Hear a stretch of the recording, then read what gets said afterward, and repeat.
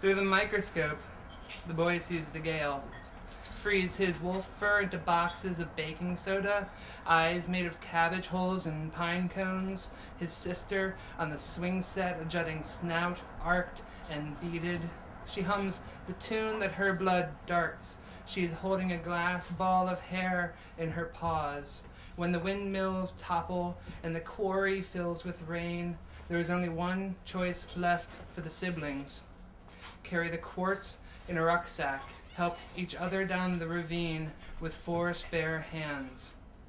Those who do not will overstay their welcome just by being alive. A path leading to the den. A betrayal spindled out into a branch-like view. It's important to have a decent meal every once in a while.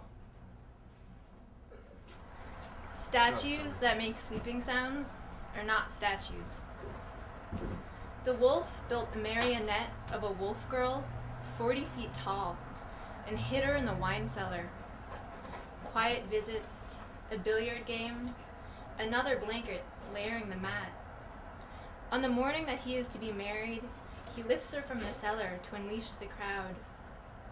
The children in their hides clamber on her back, into her bloodstream. Her hindquarters drip brandy and grapes. She is most dangerous in steadfast composure, while a dozen chickadees drop skyberries into her maw. She rips the bales of rye from their dreamy bedding beside the generator to stuff her huge wooden shoes. The wolf watches in the doorway of his castle, tugging his necklace. His eyes have coffee rings, go unbuckled. She is most dangerous when approached from behind. He misses the private cellar, how her quiet ears fell like grape leaves over his snout. He misses her sleeping sounds, the snap of wooden eyelids closing, the match head scratch of her thighs. There is a clearing near the paper mill where the wolf buries his gnawed bones.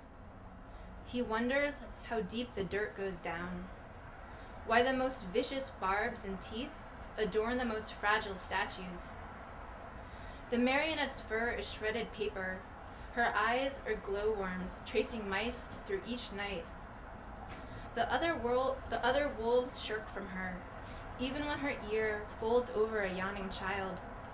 She is most dangerous when you believe her to be. Thank you.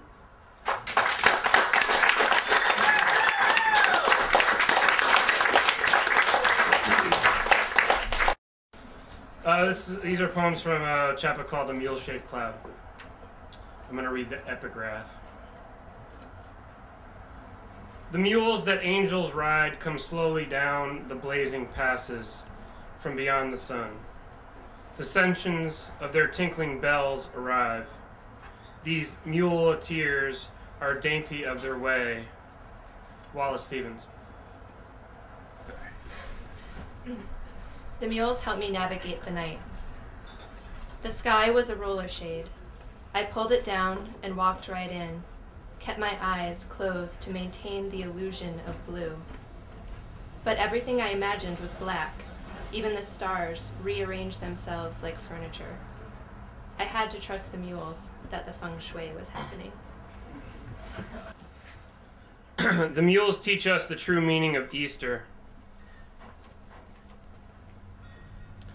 I was eating one of the black jelly beans and decided to check out my tongue in the mirror. I looked like a plague victim or a giraffe. It made me feel natural and important. The mules kept knocking on the bathroom door. I remember being sad when it dawned on me that I would have to stop eating these things.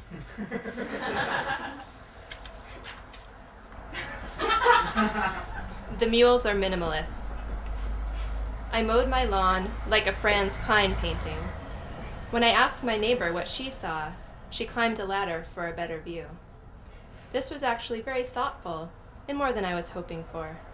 I kind of wanted her to dismiss it so I could feel culturally superior. When she got up to her roof, she pulled a dead bird out of the gutter and dropped it down onto the center of my lawn. There, she said. Now it looks like a Rauschenberg. It was so moving that I was immediately suspicious and snuck a peek up her skirt. Not a mule part for miles. Sargent's Portrait of the Mules. A friend and I went to this Americans in Paris exhibit at the Art Museum. We stood in front of Madame X for half an hour discussing her whiteness, how she gripped the table she was leaning on so oddly, how she couldn't stop staring at something off canvas. My friend was convinced that she was watching her lover flirt with the parlor maid, the guy in the next painting over wearing a plush red robe. But I'd seen that look before and only pretended to agree. The mules prove capitalism is research-based. I picked up a copy of Psychology Today at the supermarket. The headline read, "Erotic Logic." I doubt I would have grabbed it otherwise. Turns out my brain is pre-programmed to think women are more into me than they actually are, and that somehow this blurred reality is a survival skill. Who knew? The mules made a collage while I took a nap, mixed the text from the magazine with pics from my Victoria's Secret catalog. They should win the Nobel Prize.